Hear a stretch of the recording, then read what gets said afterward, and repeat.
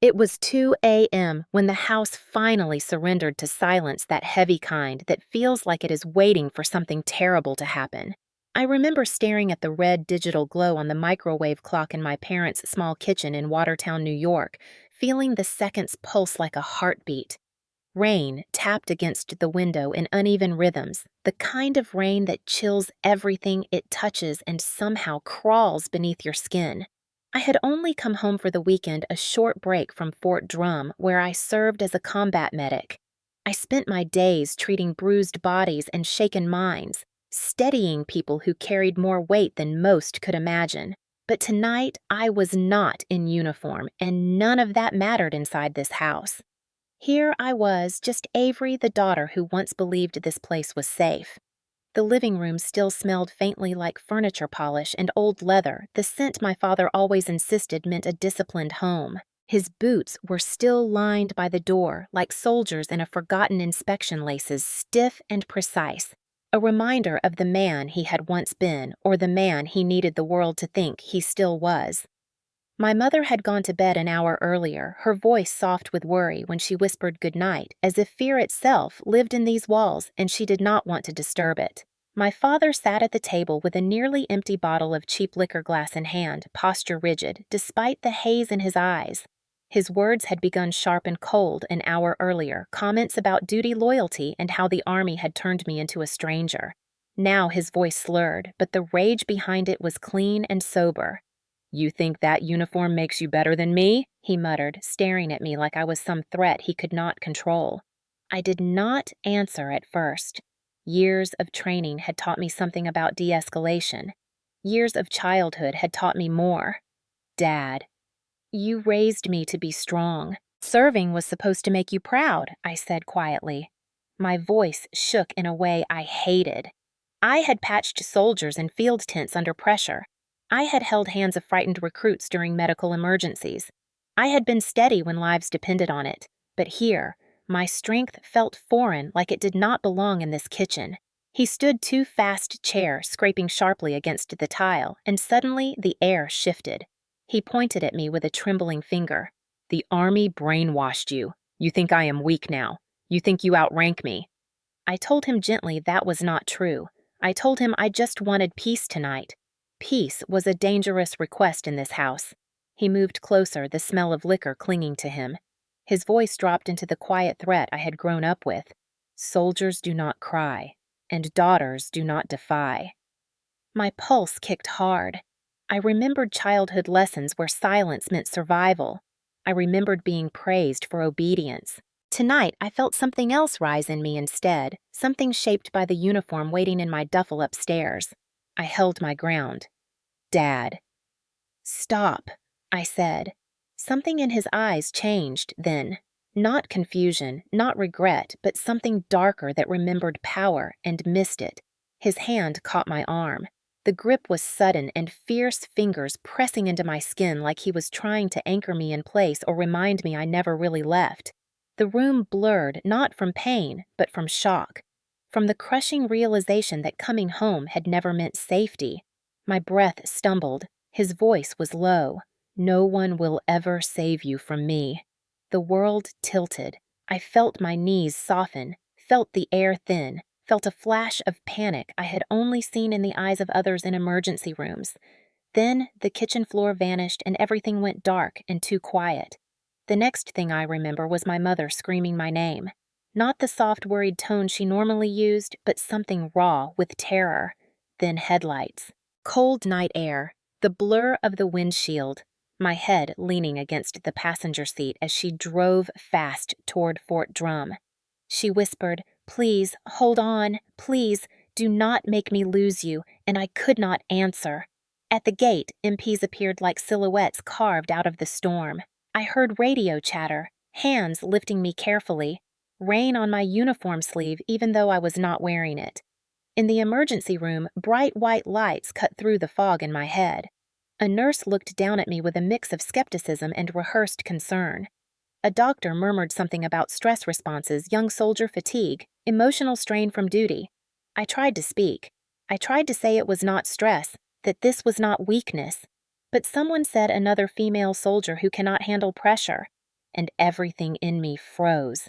I save soldiers for a living, but tonight no one wanted to save me.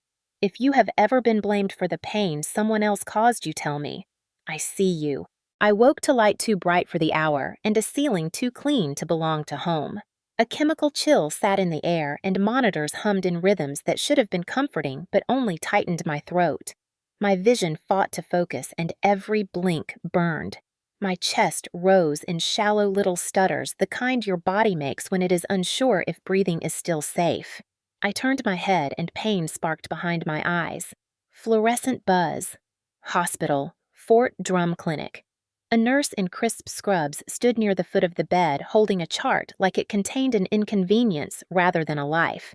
Her expression did not match the urgency pounding in my ribs. It was a look of calculation, skepticism, mild annoyance, the look people give when they have already chosen a side and you are not on it. She spoke in a flat tone as if she were reading a fact from a whiteboard. You fainted. That is what your mother reported. Your vitals seem normal for stress-induced collapse. Not exactly the sentence you want to wake to when your last memory is fingers around your arm and your lungs begging. My mouth was dry. No. I tried to say it, but the sound scraped like sand. The nurse glanced at the monitors, not at me.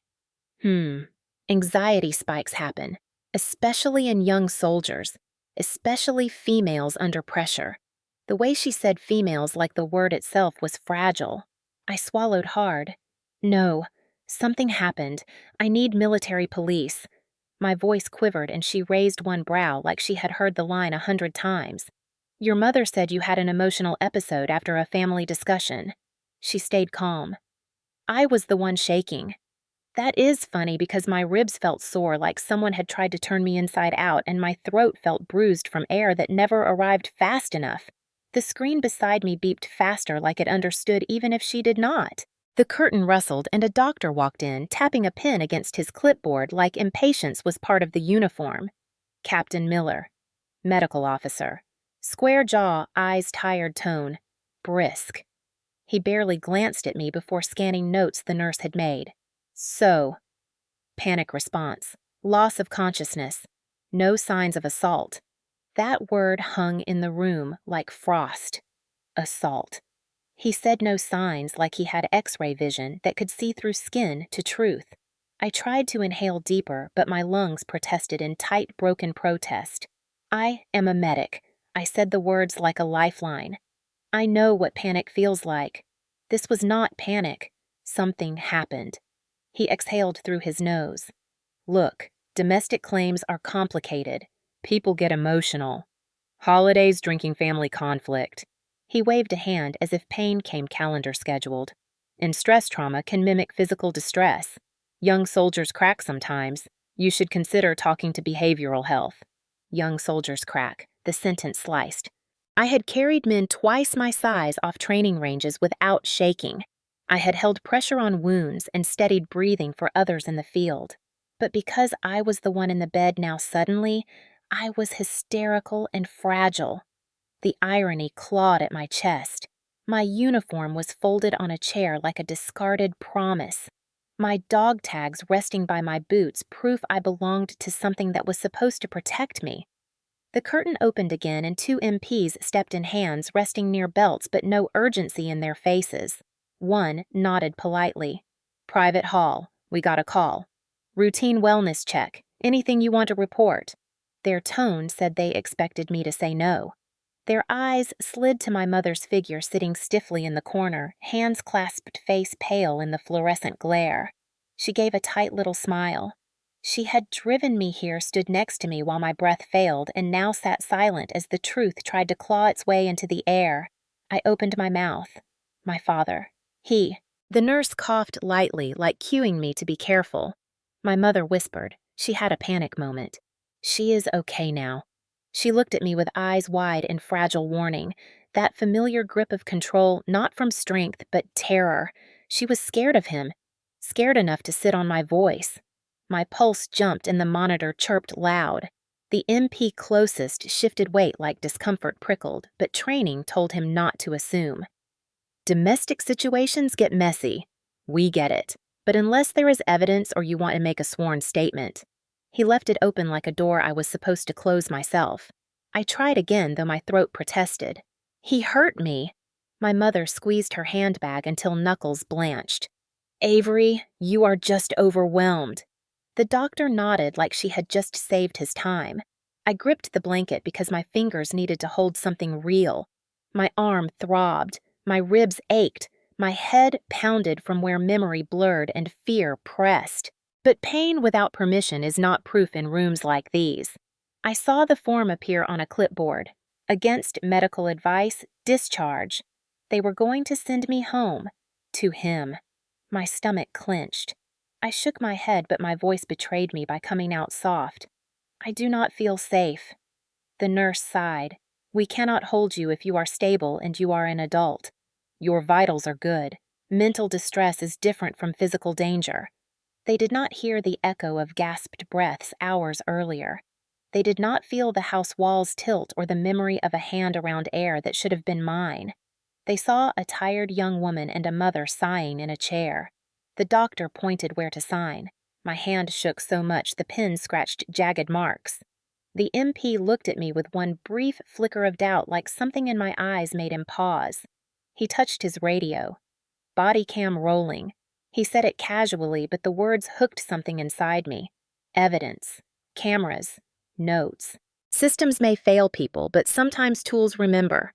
I tucked that thought away. I swallowed again, and the taste was metallic fear and stale air. I stood slowly, and my legs wobbled.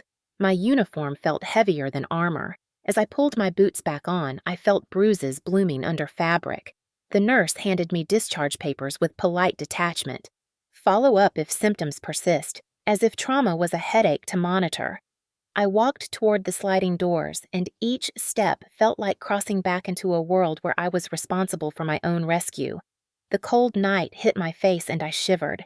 My mother touched my shoulder lightly, a ghost of comfort. Let's go home. The word home felt like a warning siren.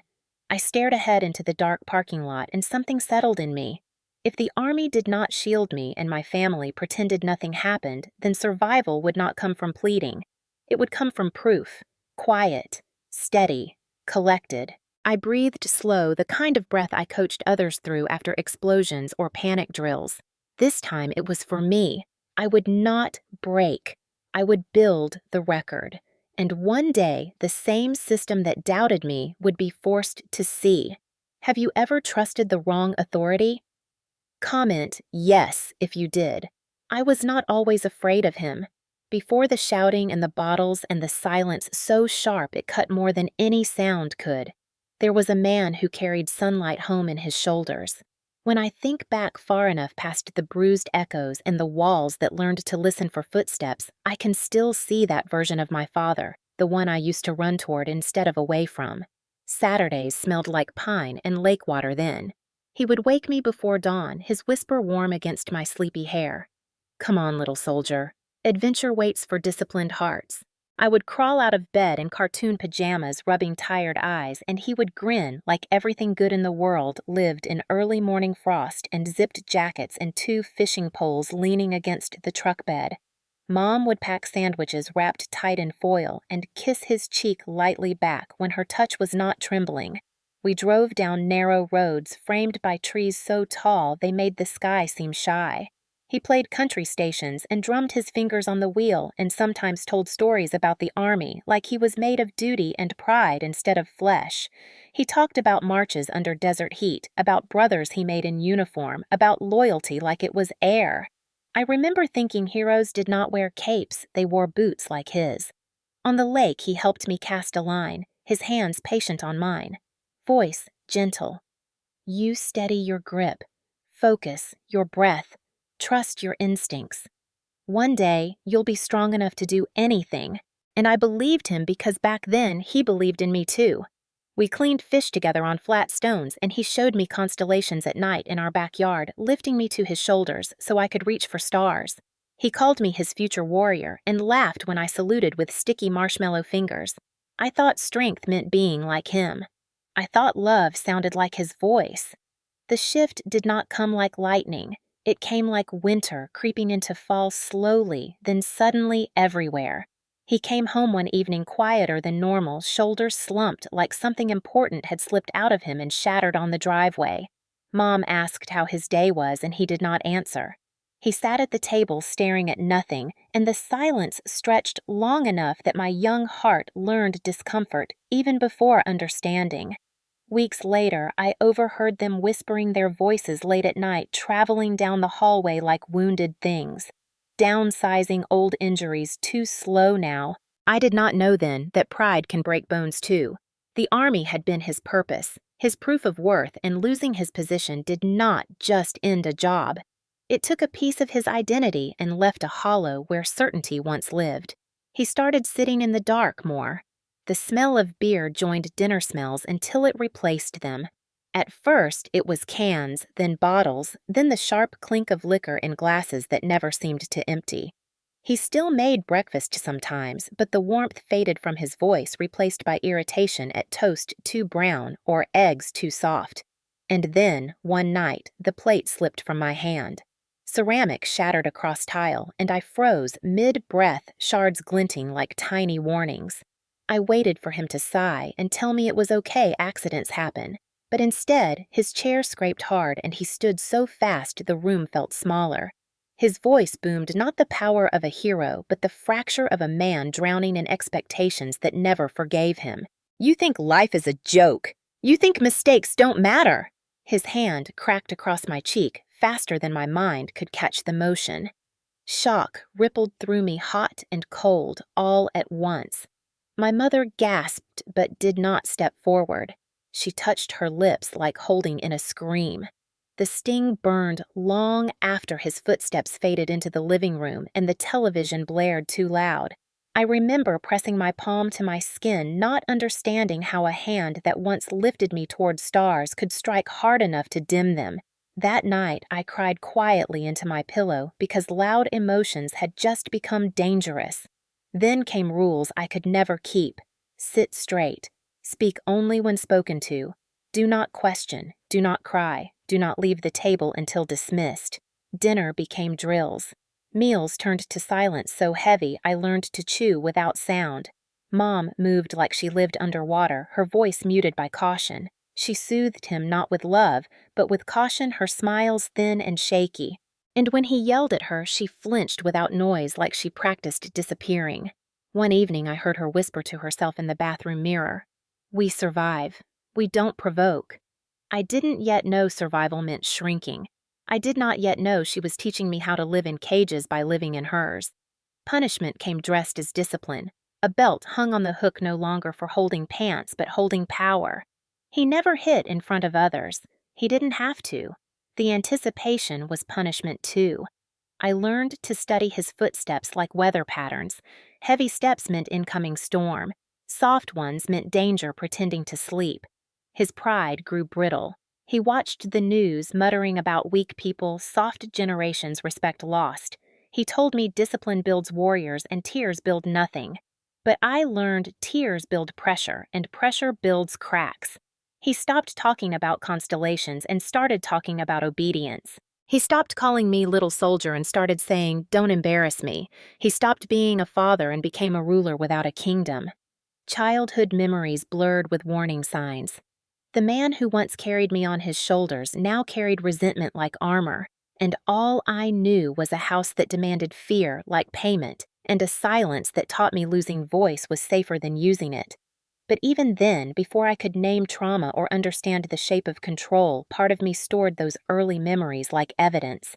Proof that love existed once, and proof that something broke long before I blamed myself. I did not turn into a soldier because he trained me. I turned into a soldier because I needed to learn strength somewhere safe, somewhere real.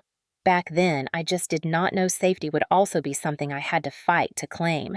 I was 19 when I stood in the recruiter's office, hands shaking, not from doubt, but from the adrenaline of finally choosing movement over suffocation. The walls smelled like old carpet and laminated posters, and the air conditioner hummed like a dull promise of something colder and cleaner than the house I grew up in. The recruiter talked about opportunity and service and education, but he did not need to sell me anything. I was already halfway gone. I wanted out. I wanted air.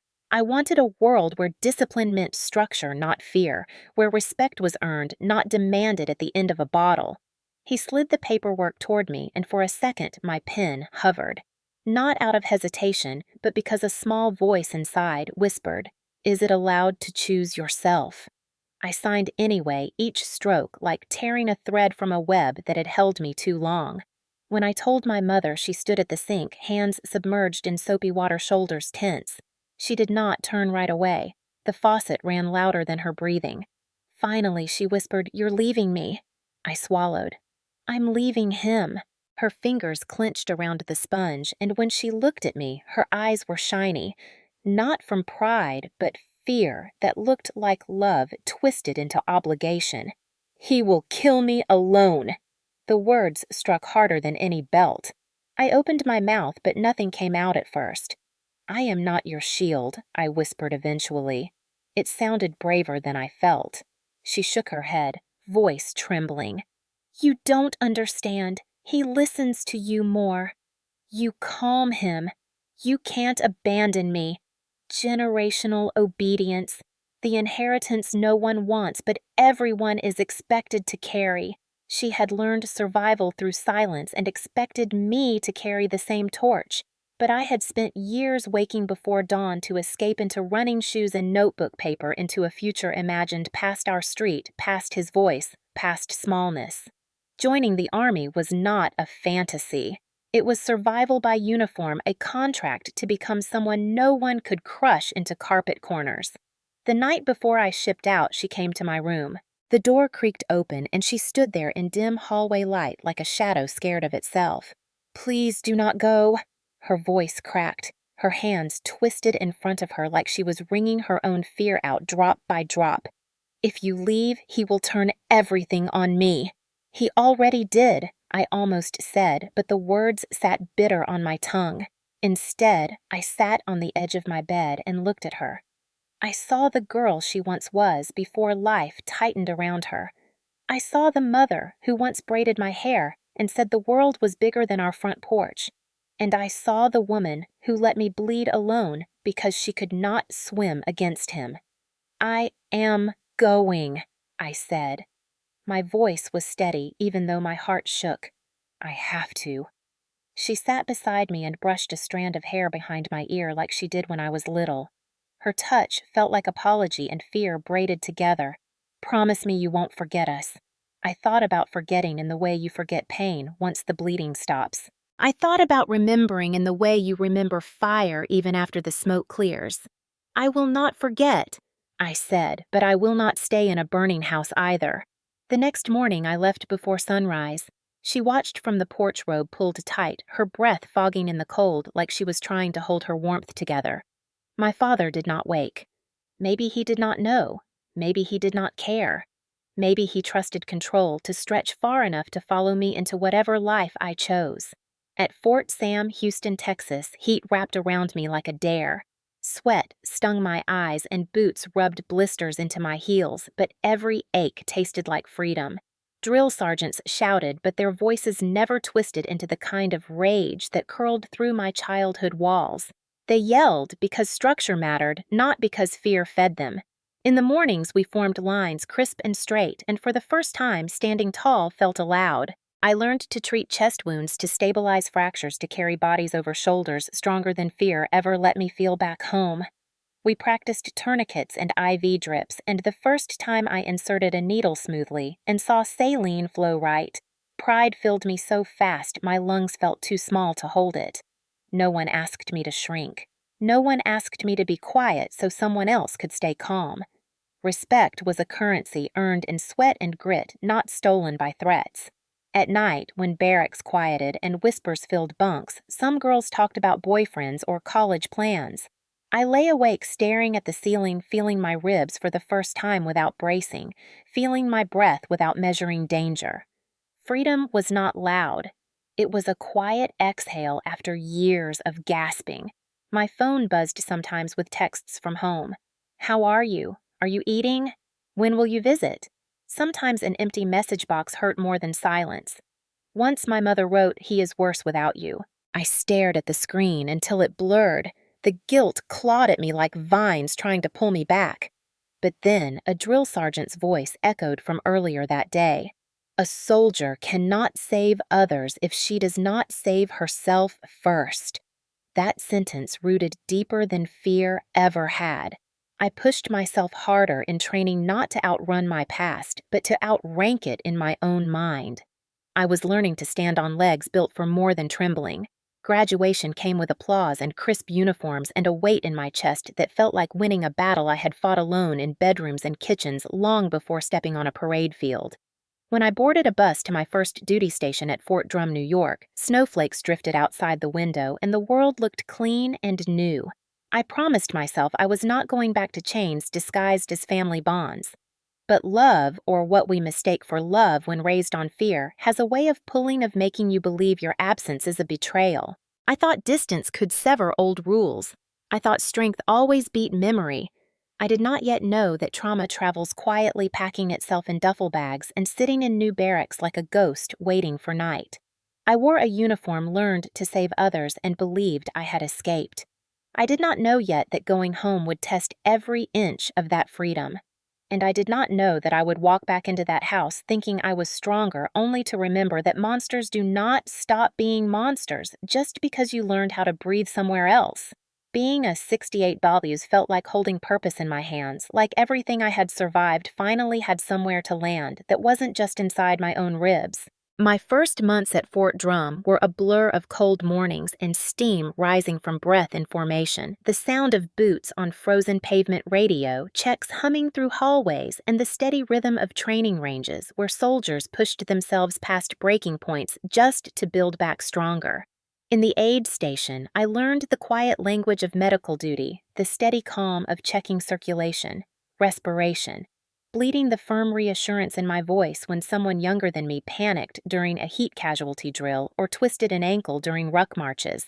I liked being needed for the right reasons. I liked hearing Doc, "I trust you," and knowing they meant it.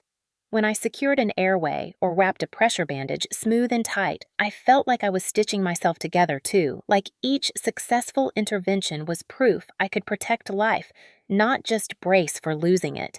There was pride and belonging in pulling on my uniform and tightening my boots and knowing what each patch meant. People respected medics. They listened. They leaned on us, and the weight of that trust never suffocated me the way my father's control once did. SSG Dana Brooks noticed early on that I worked like someone with something to outrun. She had a voice sharp enough to cut through excuses, but eyes soft enough to remind you she understood pain without needing to ask for backstory. She would watch me clean equipment in silence, jaw tight like discipline was muscle memory, and say quietly, "You don't have to earn oxygen here, Hall. Some of us already believe in you." She didn't pry, didn't demand I talk, didn't treat my stiffness like weakness. Instead, she handed me tasks that built confidence like laying bricks under my feet. She corrected me firm but never cruel, and every time she said good work or solid call, a little piece of the scared girl inside me sat taller. Soldiers laughed around me, cracked jokes, complained about Chow Hall eggs and New York winters, and for the first time in my life, laughter didn't feel like it could be punished. Even on the hardest days when blood pressure cuffs snapped, radios squawked non-stop, and someone went down during training from dehydration or panic, there was order, structure, protocol. You follow the steps, assess the ABCs, call higher, breathe. I became someone others depended on, and that dependence didn't strip me, it strengthened me. On weekends, some soldiers went downtown to bars near Watertown or drove to Syracuse for malls and noise. Sometimes I joined smiling politely, but alcohol never felt harmless to me. The smell still carried ghosts. So more often I stayed in the barracks riding quietly or running laps around the track until cold air burned my lungs clean.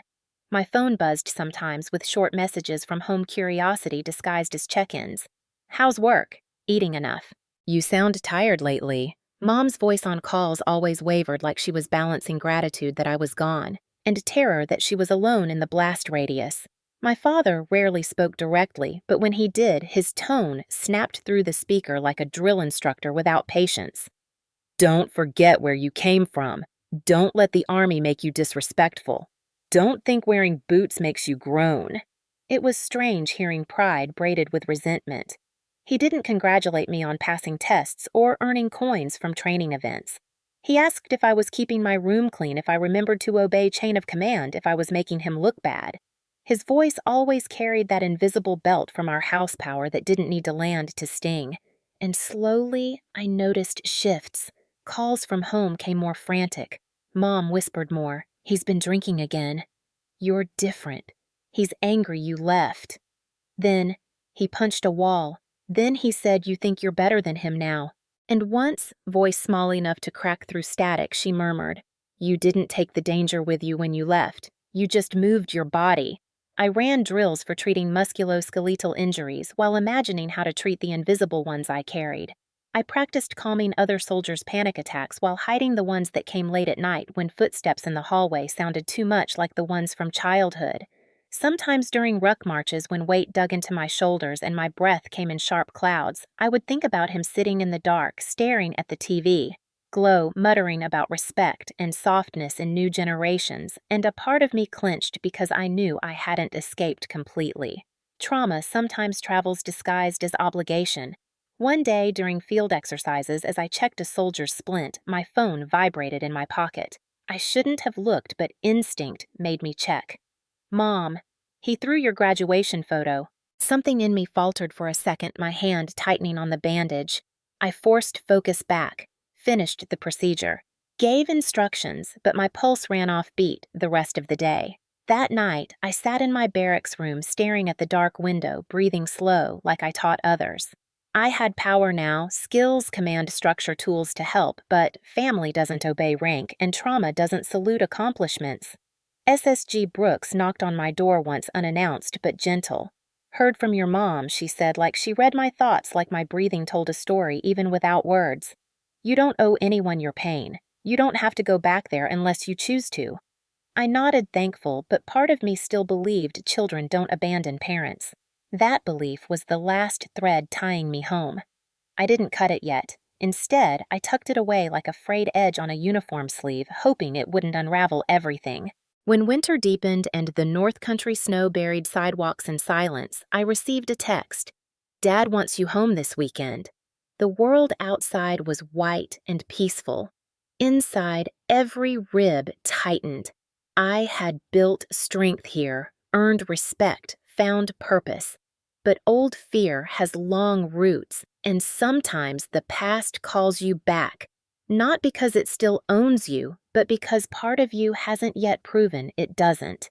I told myself I was strong enough now. I told myself distance had made me immune. I told myself going home for a weekend couldn't undo years of clawing my way out. I was wrong. The house smelled the same the moment I stepped in that familiar mix of bourbon sharp enough to sting the nose and lemon furniture polish trying too hard to mask a truth soaked into walls. It was the scent of my childhood and my warning system all at once. Nothing had changed except me, and even that felt fragile at the doorway. My mother hovered near the sink, hands already shaking like she'd been rehearsing survival since I texted I was coming. She smiled in that thin, brittle way, like stretching her face too far might shatter something inside. "You're here!" Her voice quivered between relief and dread. My father sat in his recliner remote in his hand like a scepter. The TV flickered military news anchors talking about deployments and budget cuts. He didn't look at me at first. He just sipped his drink slowly, a long pull that made ice clink like punctuation. Finally, he turned his head jaw-tight, eyes scanning me as if inspecting a uniform he didn't issue. "So the Army lets you take off whenever you feel like it now. No hello, no welcome home. Just authority wrapped in scorn." I dropped my duffel by the door boots, still laced shoulders instinctively straight like a soldier waiting for inspection. "Requested leave," I answered, steady voice, calm like training. He snorted. "Requested." "Fancy word for running away." He looked me up and down, gaze sharp as blade edges. "You walk around thinking you're something now, wearing that uniform like it makes you better than the people who raised you. Raised is generous." But I didn't say it. Instead, I breathed slow, just like behavioral health taught us on base 5 seconds in, 5 seconds out. Ground your feet, loosen your jaw. He leaned forward, bourbon swirling in his glass. Women in uniform get special treatment these days. Soft jobs, easy praise. Don't pretend you're fighting real battles. My stomach tightened. I had treated heat casualties until my knees hurt, carried rucks through snow-pulled grown men out of panic spirals. And yet in this living room, I was 15 again, back straight, words bleeding behind my teeth. Mom mumbled from the kitchen rob. "Please." But her voice had no force, no cover fire. She stirred a pot that didn't need stirring, clinging to busy motions like a shield. Rain began tapping the window's light at first, like fingertips testing glass. Thunder rolled somewhere distant. The storm outside felt like the house exhaling what none of us could say. Dad took another long drink, eyes never leaving me. "So tell me, little soldier, you patch up boys who actually do the fighting and you think that makes you a hero?" Heat crawled up my neck. In training, they teach us to de-escalate to stay centered under pressure. In this house, pressure crawled under my skin like memory trying to reclaim territory. I sat on the edge of the couch, spine straight. "I don't think I'm a hero. I think I'm serving my country." Rain thickened, tapping harder, almost urgent. He scoffed loud and uncontained. "Country. The word means something when you bleed for it, not when you play nurse." His voice cut through the room, slicing through my breath. I stared at the floor, jaw clenched, reminding myself I wasn't trapped here. I had keys now, a vehicle outside command number's legal channels. Power lived in my pocket, but trauma lived in my bones. Mom moved toward the table, setting down plates like performing for an invisible audience. "Dinner's ready." Her voice shook like she was trying to build a bridge from old fear to pretend normal. I sat because habit told me to. Dad didn't move. He flicked the remote to mute the TV, but kept his eyes locked on me. "You think discipline comes from wearing boots? Try raising a family. Try keeping respect in your own home." Mom's hands trembled as she placed food down, and I caught her eye for a second. She looked like someone watching a fuse burn toward dynamite and hoping breath alone could stop the spark. We ate in silence except for forks tapping plates and rain hammering harder against windows. Every crackle of thunder felt like the sky pacing outside, restless, waiting for something to break. Finally, he leaned back, swirling the ice again. "You act like you escaped Avery. You didn't escape. You ran. Cowards run. Soldiers stay and fix things." My chest tightened, breath stuck halfway. I lifted my glass of water slowly to hide my shaking fingers. The condensation felt cold, like grounding real, like the present. I whispered in my mind the breathing script behavioral health gave us. In, count. Out, count. You are here. You are safe. But safety is complicated when someone once held your oxygen in his hands. After dinner, I retreated to my childhood room. The walls still held posters from high school pieces of a girl who once believed obedience was love. Outside, wind pushed against the house rain, slapping harder as if the storm wanted to warn me. I sat on the edge of my bed, opened my notebook, and wrote like I was anchoring myself to my new life. Breath.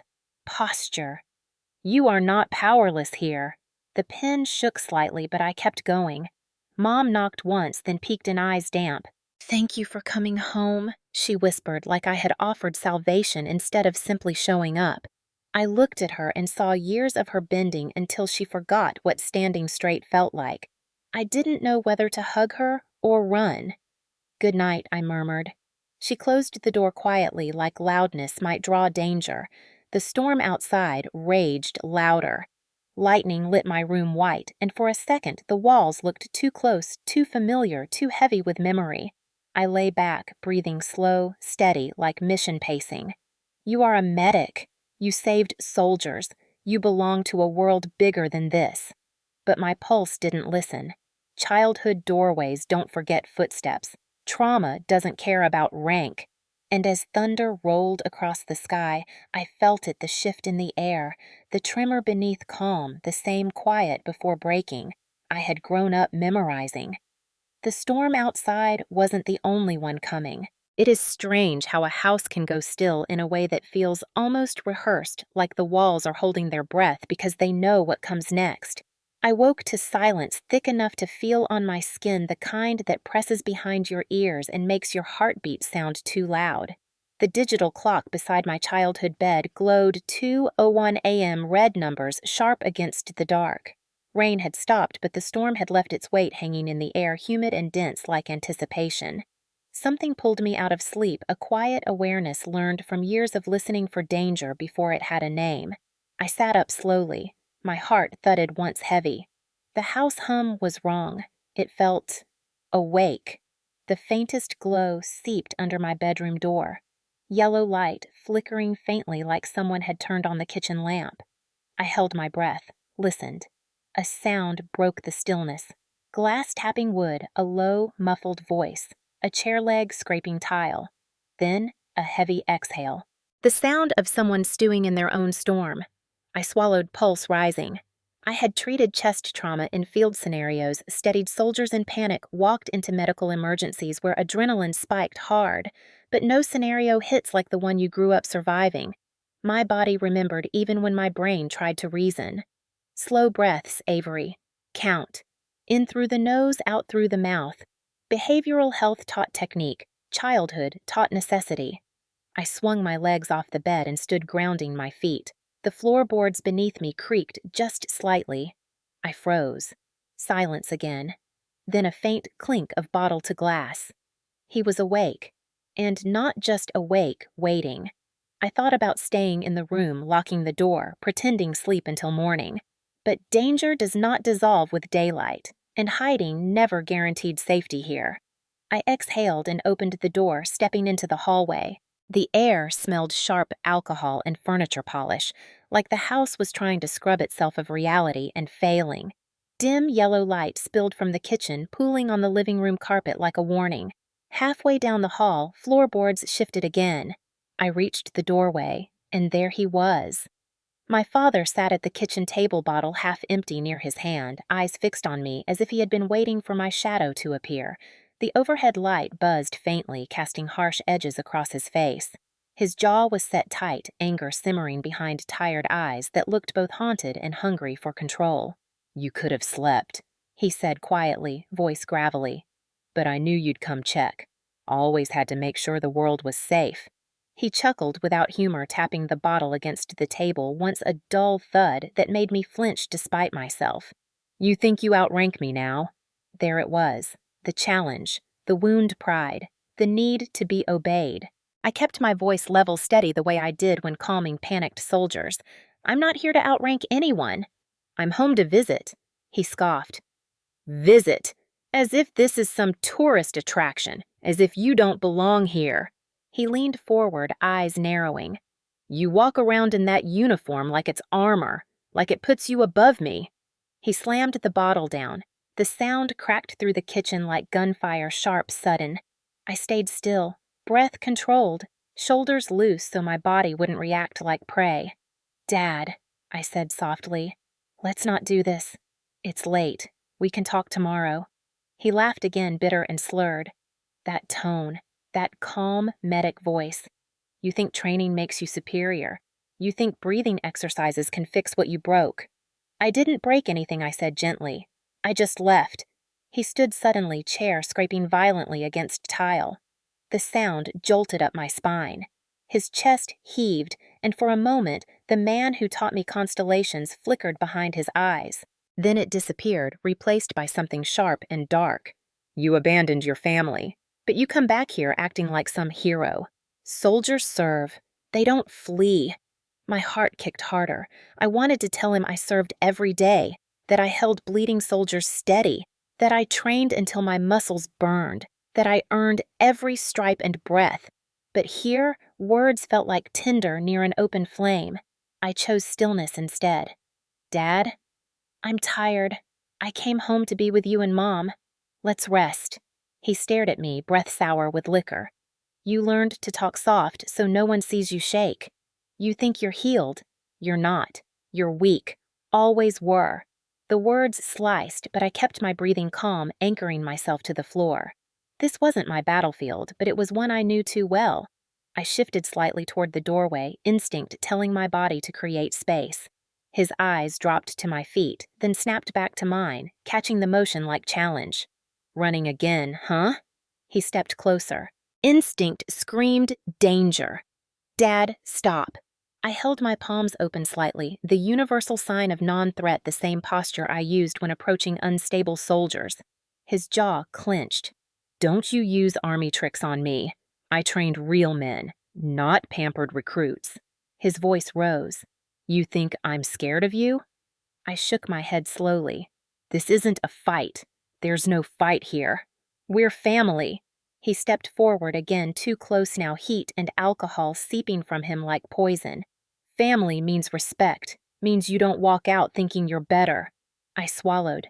I don't think I'm better. I just... He exploded forward, then intention snapping like lightning, not a single warning breath. His hand reached for me fast, anger twisting his face into something unrecognizable. I lifted my hands reflexively, not to strike, but to block. Medic reflex, not warrior. The moment stretched thin, the room tilting as adrenaline surged. My pulse roared in my ears. Breath stuttered. Light above seemed to flicker. Then, impact. Not described, not detailed, just the feeling of air ripping out of my lungs, body jolting vision shuddering sideways. Shock seized my chest. A sound gasped out of me, half breath, half fear. Then, cold tile met my cheek. The world spun once. Twice. Black seeped in at the edges of vision, heavy like drowning in ink. My mother's voice sounded distant, a panicked shape in the hallway. Robert, stop. Avery! Avery! I tried to speak, but only air came broken and thin. Breath. Need breath. Need air. Think. In training, we learn short commands for emergencies. Airway. Breathing. Consciousness. I repeated them in my mind, but nothing obeyed. Everything blurred, sound muffled, and the world folded. A breath I could not finish hung halfway as darkness swept in. When awareness flickered back, I was moving, half dragged, half held, the cold night air hitting my skin like shock therapy. My mother's hand gripped my shoulder, her voice trembling. Stay with me. Don't fade. Don't fade.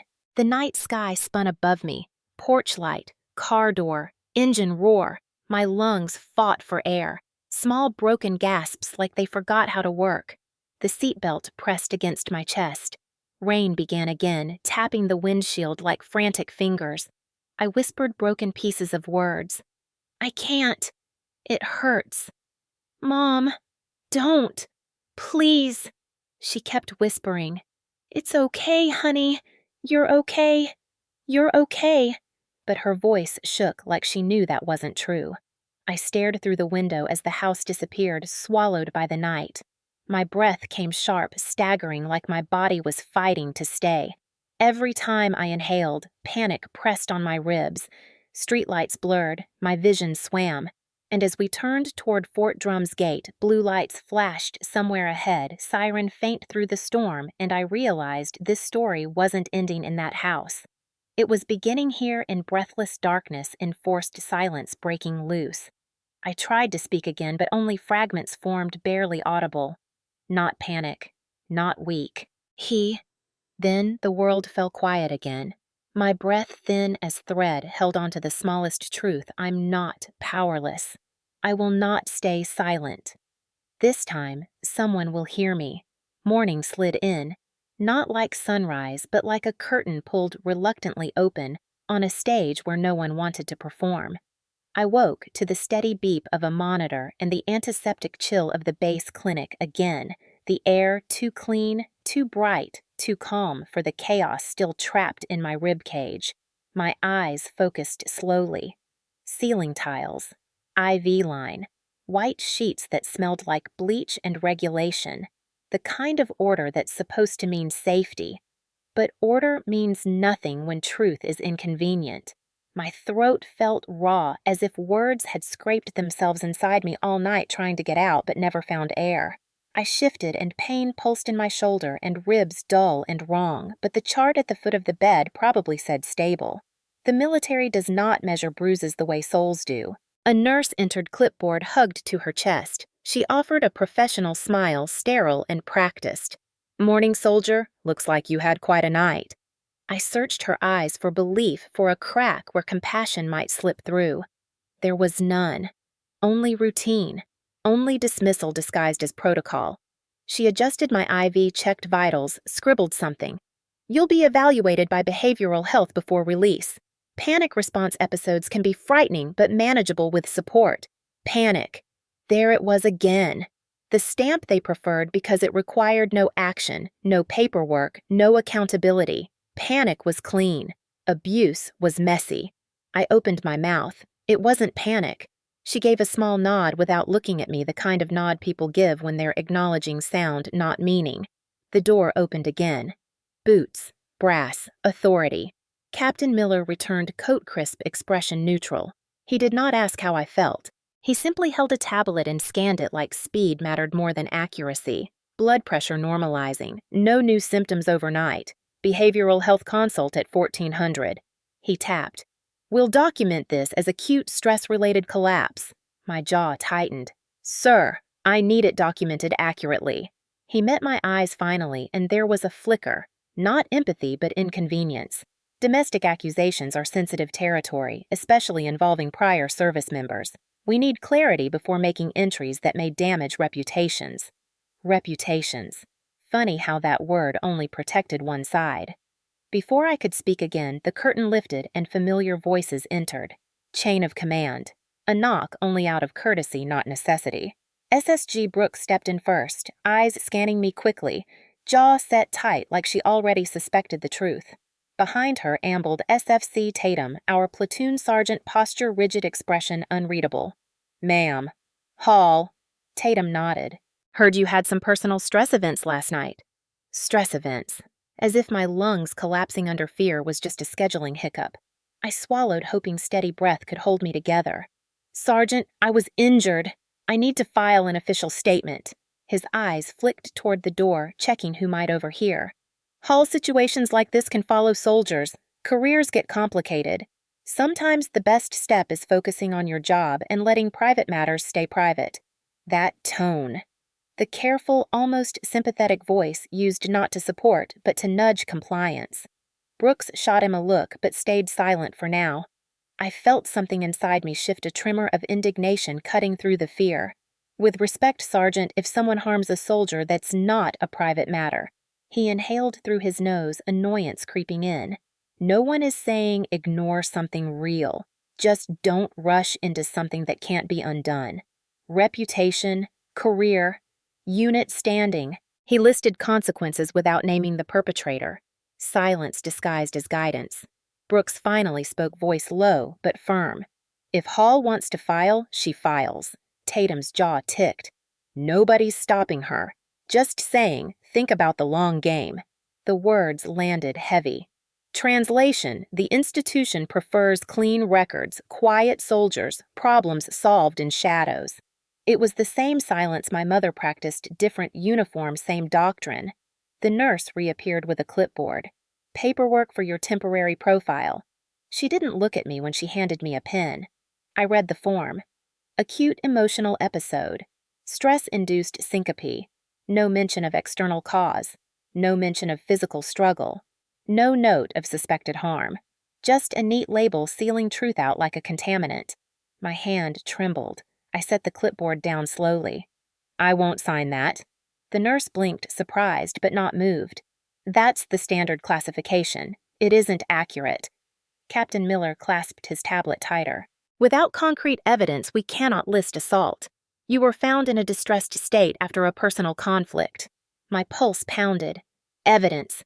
They wanted proof gathered while I slipped into darkness. I met his gaze. Evidence exists. I'll get it. Silence cracked the air. Tatum sighed, frustrated. Look, Hall. Good soldiers protect each other and themselves from unnecessary turmoil. You don't want to be seen as someone who creates drama. The old fear curled at the edges of my spine. Fear of being labeled troublesome, difficult, hysterical. But something hotter burned beneath it. Resolve. I straightened in the bed. I am not creating drama. I am reporting harm. His eyes hardened. Just be smart, that's all. He stepped back, nodding to Brooks. Let's give her space.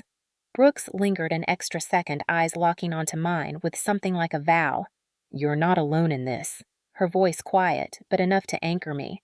When everyone left the room felt too big and too small at the same time. The hum of fluorescent lights suddenly loud. The paper gown scratched against my skin, flimsy armor against an enemy that wasn't just a man, it was a culture that worshipped discipline until it hid wounds behind medals. My phone buzzed on the bedside table. Message. "Mom, don't make this worse. Please don't destroy our family." I stared at the screen, breath catching painfully. Destroy our family, as if telling truth was demolition and violence was foundation. My fingers hovered before typing slowly. I didn't destroy it. He did. No reply. I lowered the phone chest tight. Someone at the nurse's station laughed faintly, a cheerful sound in the wrong world. A corpsman wheeled a cart by. Life outside continued. Systems kept moving even when lives were paused, when justice stalled behind bureaucracy and tradition. I exhaled long and slow, feeling every inch of ache in my ribs. If the army wouldn't stand immediately behind me, then I would build a record so solid they couldn't deny it later. Documentation, photos, external evaluation, witness testimony. Quiet consistency beats loud fear. I whispered the mantra like a soldier cleaning a weapon before battle. Calm is a tactic. Truth is a mission. And I am not going back to silence. I stared at the doorway where my chain of command had stood. They wanted me to think long game. They had no idea. My long game was survival. My long game was justice. My long game was breath without fear. I would not collapse into the narrative handed to me. I would write my own, quietly first, then loudly enough no one could pretend not to hear. I did not leave the clinic with confidence. I left with a plan. My ribs still ached. My throat still felt bruised from words that never made it out, but my mind had sharpened, honed by every lesson the Army ever gave me about preparation protocol and patience. Justice isn't always loud at first. Sometimes it begins in whispers and documentation. Sometimes it starts with one quiet refusal to disappear. First step evidence. I walked out into the cold air of Fort Drum breath sharp against the winter wind. My uniform jacket felt heavier than usual, as if truth had weight, and today I finally chose to carry it. I didn't go back to my parents' house. I couldn't. Instead, I called a cab and asked to be taken to Samaritan Medical Center in Watertown Civilian Hospital, outside military chain, outside military bias. At the triage desk, I spoke clearly, even though my hands trembled slightly. "I need to be evaluated for injuries, assault-related." The nurse's expression shifted not doubt but concern, then focus. Civilian concern, clean and unpolitical. She nodded, guiding me gently to obey. Within an hour, I had X-rays, vitals, and a physician who did not call my pain stress. I saw his eyes as he examined the faint marks on my arm, the tenderness along my ribs. He did not look away. He wrote actual notes. He asked questions that didn't try to protect anyone. He printed photos for the record. He handed me discharge papers that labeled what happened plainly. Assault concerns. Full evaluation advised. Those words alone felt like oxygen. I folded the papers carefully like they were proof my breath mattered outside of rank and chain of command.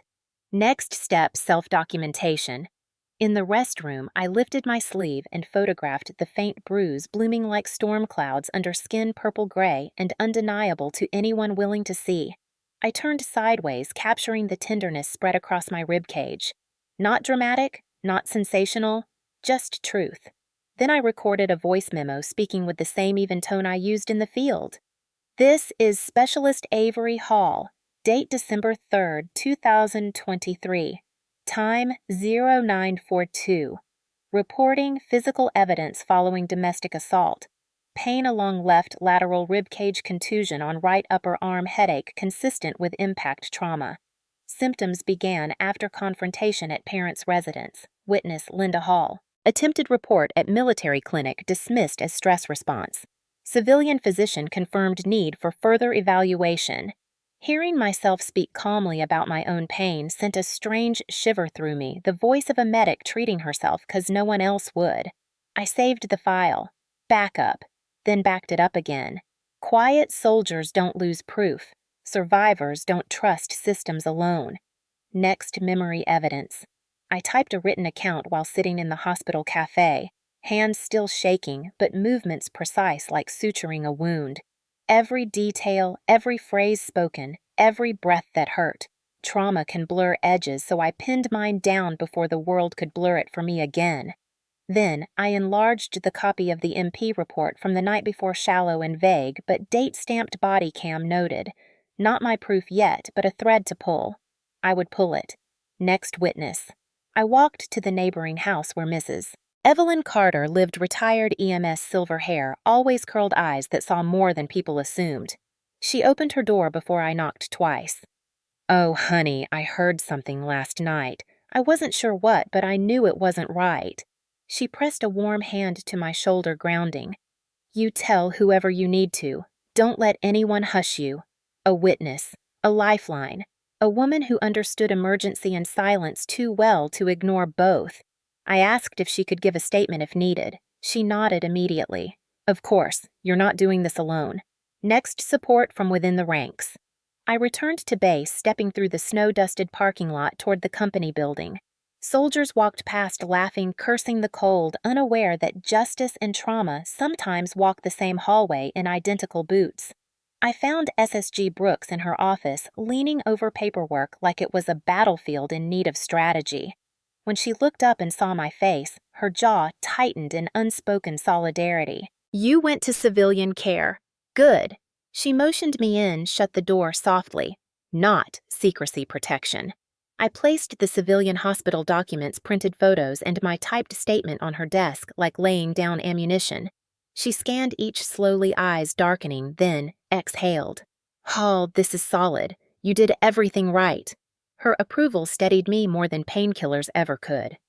"We're filing with IG and JAG. I'll walk you through every step."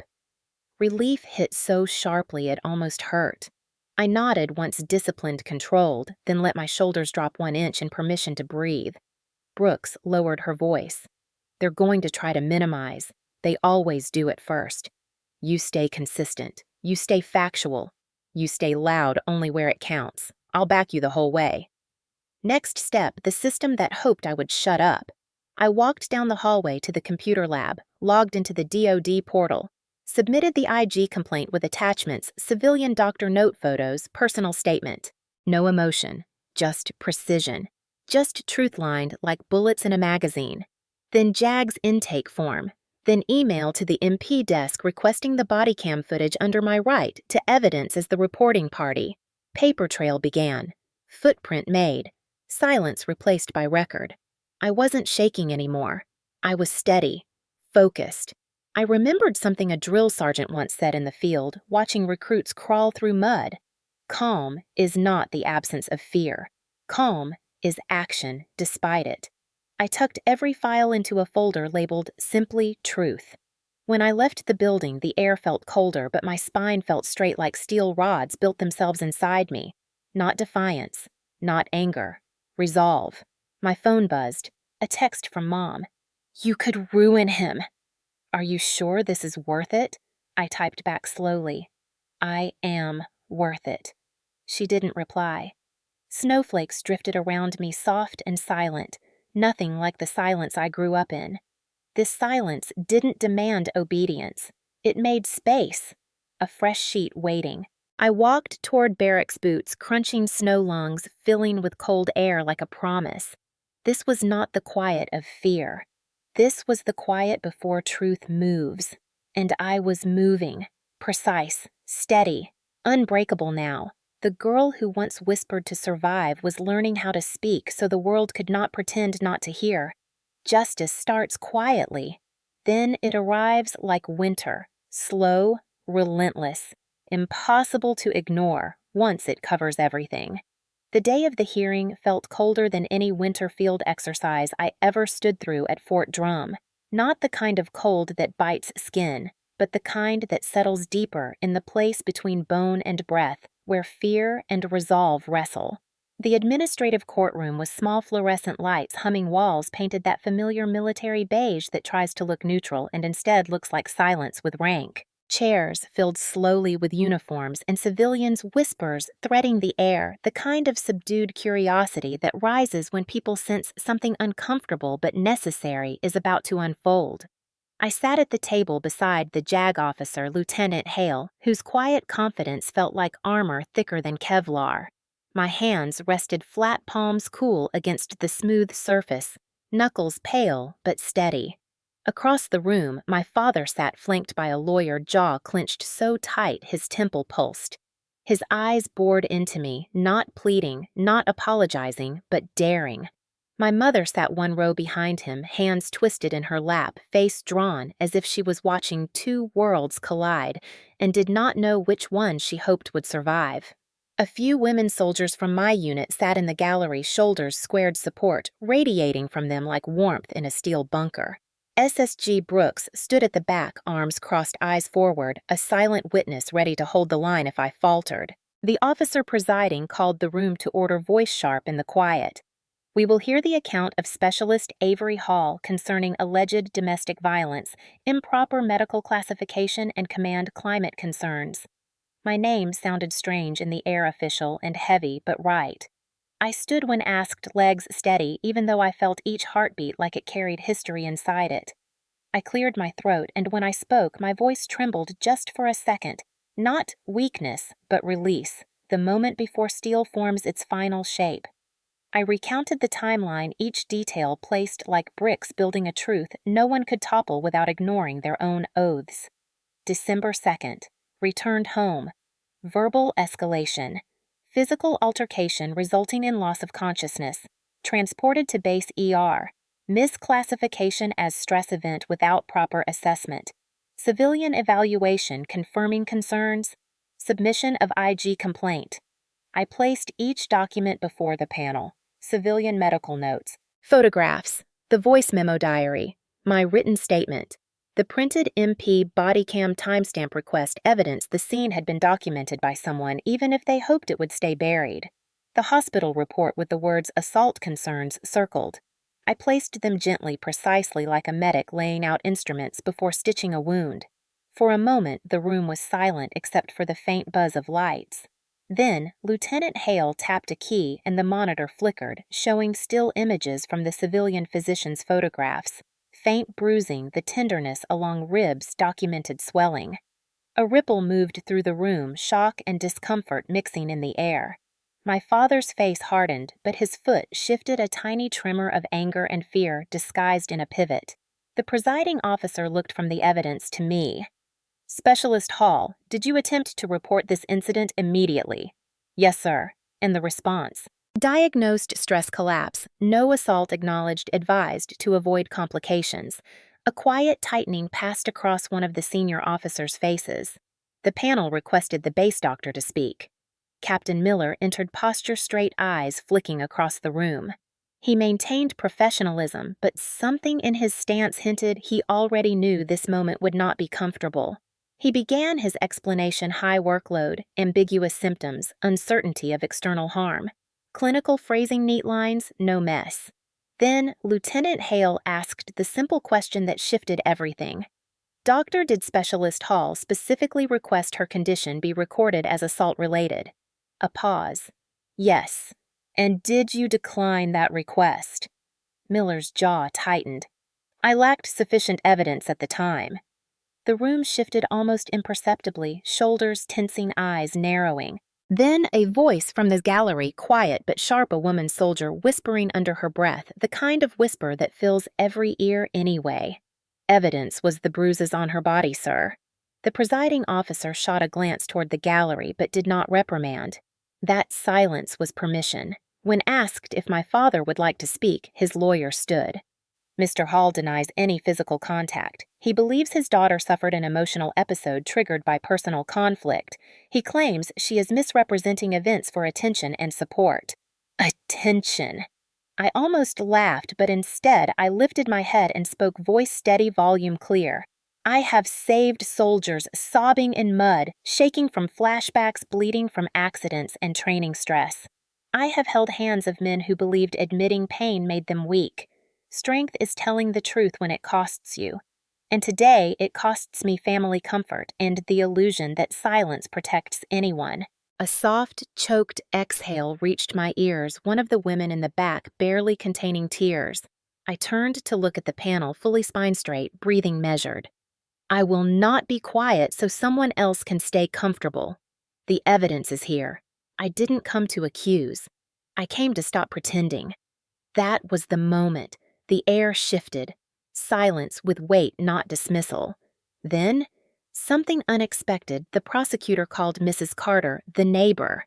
She stepped forward with the slow dignity of someone who had walked through years and learned where truth sits in a spine. She spoke simply. I heard raised voices. I saw Avery, unsteady breath, short eyes, unfocused.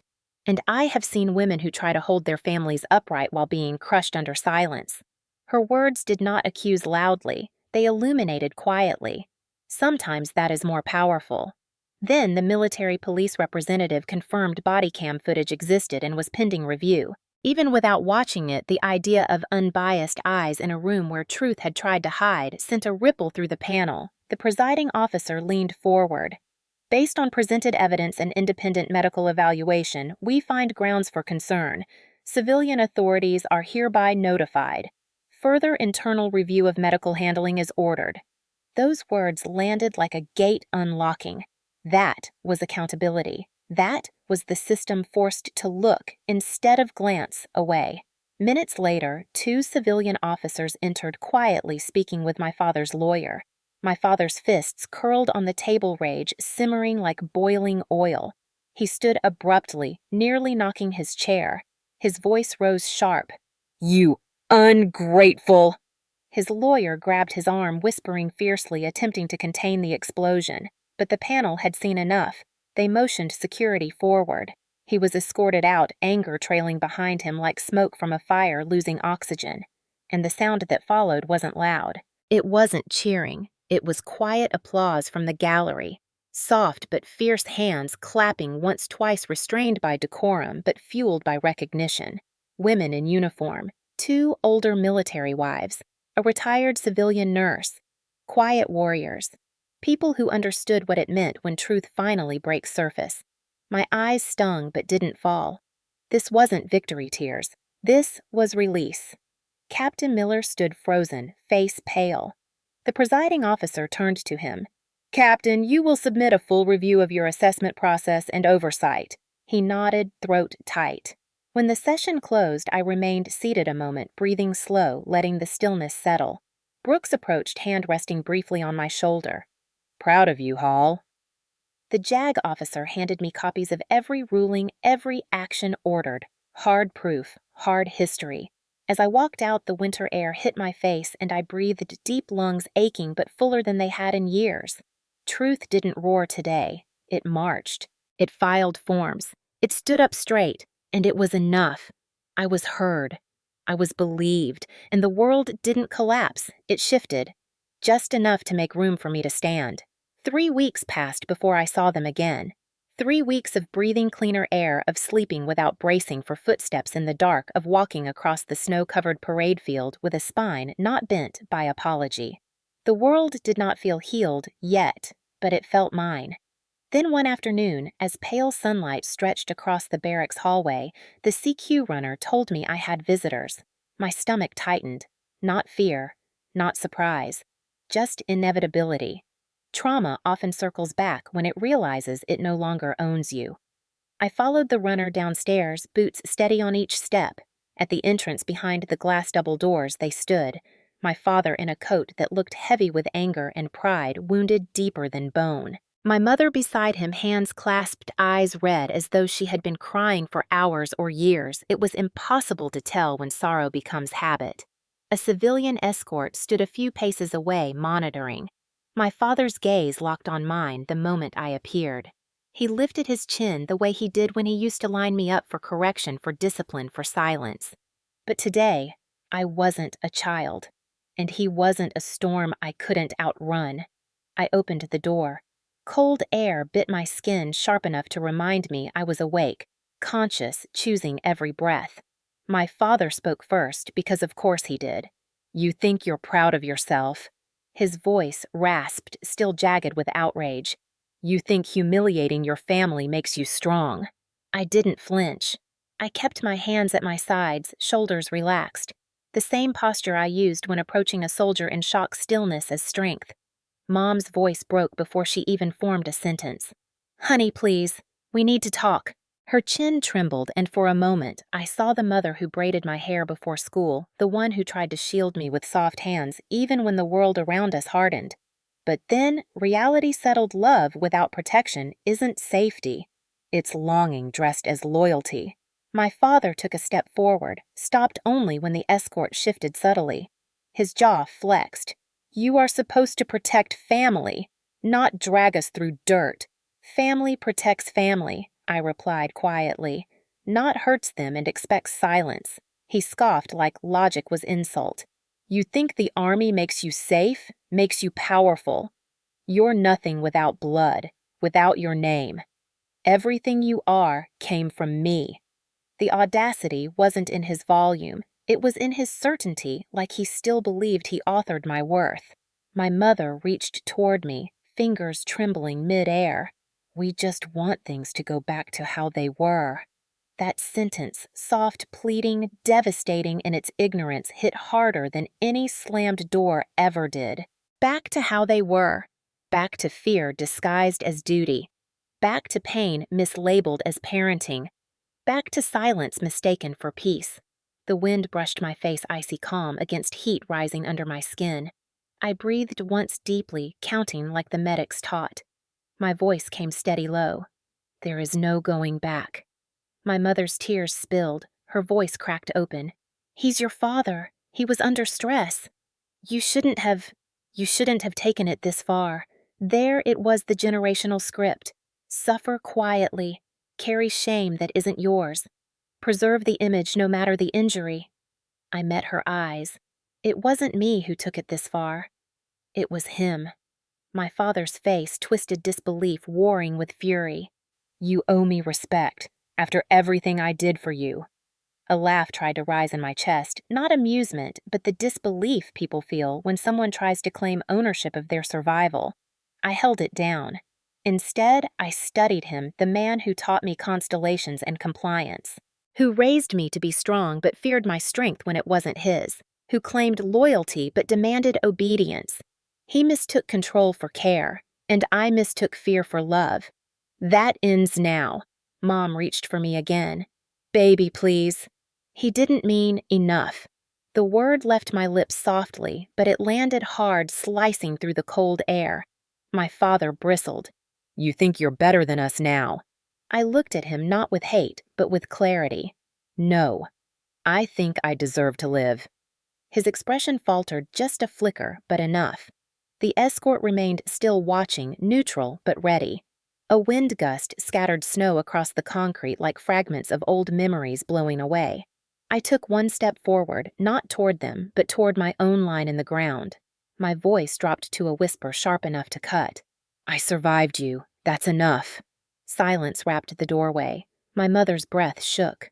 My father blinked once, twice, realization cracking across his features like ice breaking under weight. He opened his mouth again, reaching for authority that no longer existed. "You'll regret I closed the door." Not slammed, just closed. Quiet. Firm. Final. His words cut off mid-threat, swallowed by glass and winter. They remained outside, frozen in a world I no longer lived in. I turned away and walked back toward the barracks, each step grounding, each exhale lighter than the one before. I felt my pulse steady, not with adrenaline, but liberation. Behind me, muffled voices rose, my mother's pleading my father's disbelief, but they faded with distance. Pain echoed lightly, but not the same way. No longer weight. Now, history. At the stairwell, I paused, hand resting on the rail. Snowflakes drifted in through the cracked window, soft and unthreatening. I inhaled slow and full lungs, expanding without fear, stealing space. A door closing isn't abandonment. Sometimes it's survival. Sometimes it's the first breath of a life not negotiated with someone else's rage. I walked up the stairs without shaking. Upstairs, lights hummed, soldiers laughed in rooms down the hall, boots thumped, life continued. Mine did too. Not because they wanted it, because I chose it. I had shut the door. Not on family. On the version of myself who thought enduring harm was loyalty. And as I walked forward, each step felt like reclaiming air once stolen. The past had knocked. I answered. I ended it. I survived. And surviving was victory enough. Back in my barracks room, quiet felt different. Not the tense quiet that listened for danger, but the peaceful kind that lets breath find its own pace. Snowlight filtered through the small window painting the desk in pale silver. I sat with my journal open pen resting against my fingertips, pages full of days when I wrote to survive instead of speak. Now I wrote to remember. Not the pain, but the path out of it. I wrote about the hearing not like a battle, but like a moment of choosing myself in front of people who once taught me not to.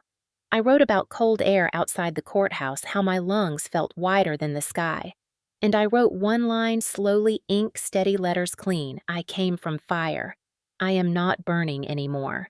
Outside, formation calls echoed distant laughter rolled down the hallway. Boots stomped in rhythm, life moving forward. I tucked the journal away and laced my running shoes. The world was still blue and quiet when I stepped outside. Snow crunched underfoot each step, a soft crack in the frozen morning. Breath rose in warm clouds around my face, the kind of breath you notice only when you've lived years feeling like air was a privilege. I ran past the motor pool, past barracks still half asleep, past flags hanging still in winter wind. Cold bit my cheeks but couldn't touch the heat in my chest. Not anger, not fear, just life moving. Each inhale tasted like belonging, like a future that didn't need permission.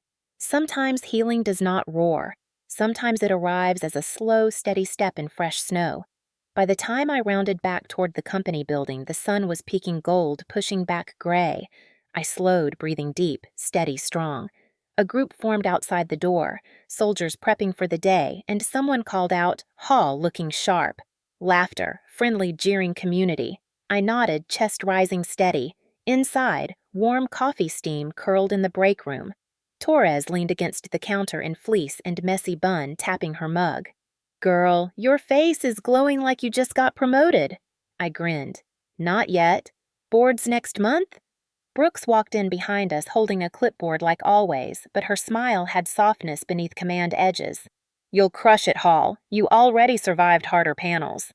We stood there, 3 women in uniform, tired hair, winter uniforms, coffee warming our hands, talking about morning PT complaints, weekend plans, new orders coming down.